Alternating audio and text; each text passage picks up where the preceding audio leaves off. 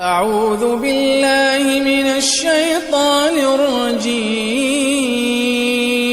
بسم الله الرحمن الرحيم وما خلقت الجن والإنس إلا ليعبدون ما أريد منهم من رزق وما أريد أن يطعمون إن الله هو الرزاق ذو القوة المتين.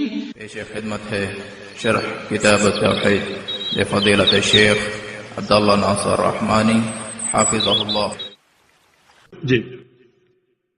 وعن ابن مسعود رضي الله عنه قال سمعت رسول الله صلى الله عليه وسلم يقول إن الرقى والتمائم والتولة الشرك. ہاں، اس حدیث میں یہ مسند احمد کی حدیث ہے اور سنن ابی داؤد کی بھی حدیث ہے. جناب ابن مسعود رضی اللہ عنہ کے راوی ہیں، فرماتے ہیں کہ اللہ کے پیغمبر نے یہ فرمایا، میں نے خود سنا کہ ان الرقا والتمائم والتولة شرک. تین چیزیں، رقا، تمائم اور تیوالہ، یہ شرک ہے. رقا وہی دم کب؟ جب شرکیہ ہو، مطلق نہیں، کیونکہ نبی صلی اللہ علیہ وسلم کی حدیث صحیح مسلم میں ہے، آپ نے فرمایا تھا کہ اعرضوا علی رقاکم، اپنے دم مجھ پر پیش کرو. صحابہ دم کرتے تھے، مجھ پر پیش کرو. آگے فرمایا کہ لا باس بالرقا ما لم تکن شرکا، اس وقت تک دم میں کوئی حرج نہیں جب تک وہ شرک سے خالی ہے. اگر دم میں شرکی الفاظ ہوں گے تو پھر وہ شرک ہے، اور کرنے والا مشرک ہے، اور کرانے والا بھی مشرک ہے اگر شرکی الفاظ. کچھ لوگ دم کرتے ہیں، اس میں اصحاب کہف کے ناموں کا واسطہ دیتے ہیں، اصحاب کہف کے کتے کا واسطہ دیتے ہیں دم کرتے ہوئے، تعویذ لکھتے ہیں. ایک انسان کہاں تک گر چکا ہے کہ کتوں کو مشکل کشا مانتا ہے. اللہ کے پیارے پیغمبر نے فرمایا کہ دم شرک ہے، شرکیہ دم. اگر دم شرک سے پاک ہے تو وہ ثابت ہے ان شرائط کے ساتھ جو ہم نے ذکر کر دی. اسی طرح تمائم، تمیمہ کی جمع، وہی خرزات، منکے وغیرہ یا تعویذ وغیرہ جو ہم نے وعدے کر دیا. اور تیوالہ یہ ایک مخصوص تعویذ ہے جو محبت کے لیے دیا جاتا ہے، یعنی شوہر کے دل میں اس کی بیوی کی محبت پیدا ہو جائے یا بیوی کے دل میں شوہر کی محبت پیدا ہو جائے.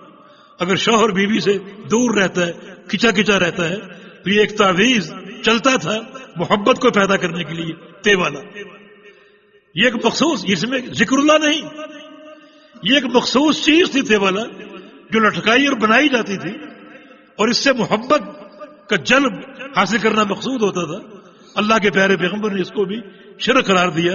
یہ بھی تعلق بغیر اللہ ہے اور اعتماد علی غیر اللہ ہے. یہ بات ابن مسعود نے کب کہی تھی؟ اس کے پیچھے قصہ ہے. ان کی بیوی زینب رضی اللہ عنہا گھر میں بیٹھی تھی، آپ باہر سے آئے، اپنی بیوی کے گلے میں بطر دیکھا، دھاگا دیکھا. فرمایا یہ کیا ہے؟ کہا کہ یہ مجھے تکلیف ہے، اس سے میں نے یہ پہنا ہے تاکہ مجھے تکلیف سے شفا مل جائے.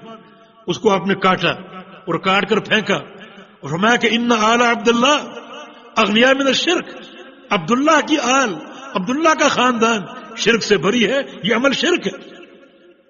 ان کی بیوی نے کہا کہ ایک دور تھا میری آنکھ میں درد تھی، تو ایک یہودی کے پاس میں جایا کرتی تھی، وہ ایک دم کرتا تھا تو مجھے سکون مل جاتا تھا. تو شفا تو ہے اس میں. اب دیکھیں عقیدے کا استحکام، کتنا مستحکم عقیدہ. فرمایا کہ ایسے لوگوں کے ساتھ شیطان ہوتا ہے، جب تم اس سے دم کرواتی تھی تو شیطان اس کو پرسکون کر دیتا تھا، اور جب تم وہاں سے آ جاتی تو شیطان اس میں چھیڑ چھاڑ کرتا تھا تاکہ تکلیف ہو. یعنی شیطان اور انسان، یہ انسان بھی شیطان ہے، ان کی ملی بھگت جو ہے یہ لوگوں کو گمراہ کر رہی ہے. ایسے بندے جو بیٹھے ہوئے درگاہیں سجا کر، اپنے ڈیرے سجا کر، ان کے شیطانوں سے عقد ہوتے ہیں، اس کی علامتیں ہوتی ہیں، ان علامتوں کو استعمال کر کے وہ ان کو لاتے ہیں، حاضر کرتے ہیں، اور ساتھ مل کر وہ لوگوں کو گمراہ کرنے کی سازشیں کرتے ہیں، ترکیبیں کرتے ہیں. اور پھر ایسے لوگ بعض اوقات ان کو شفا دے دیتے ہیں تاکہ ان کے عقیدے اور مضبوط ہو جائیں ان تعویذوں پر اور ان منکوں پر۔ تو اس کی بالکل بےخونی کر دی گئی کہ رقاء ہو، شرکیہ تمائم ہو، تیوالا، یہ سب کا سب شرک ہے، اور ان کا استعمال کرنا یہ توکل کے منافی ہے، یہ تعلق بغیر اللہ ہے، اور غیر اللہ سے شفا کی طلب ہے جو کہ شرک ہے۔ وتعاونوا على البر والتقوى ولا تعاونوا على الإثم والعدوان واتقوا الله إن الله شديد العقاب۔